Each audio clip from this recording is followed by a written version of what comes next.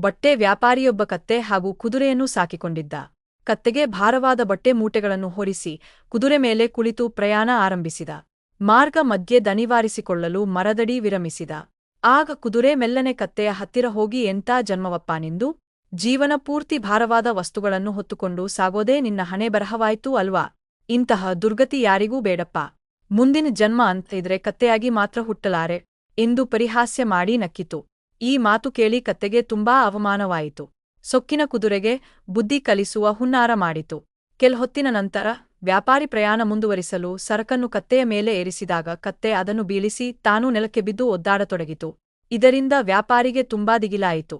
ಅಯ್ಯೋ ಪಾಪ್, ಕತ್ತೆಯ ಆರೋಗ್ಯ ಸರಿಯಿಲ್ಲವೆಂದು ತೋರುತ್ತದೆ ಎಂದುಕೊಂಡು ಆ ಭಾರವಾದ ಬಟ್ಟೆ ಮೂಟೆಗಳನ್ನು ಕುದುರೆ ಮೇಲೆ ಹೊರಿಸಿ ಪ್ರಯಾಣ ಮುಂದುವರಿಸಿದ.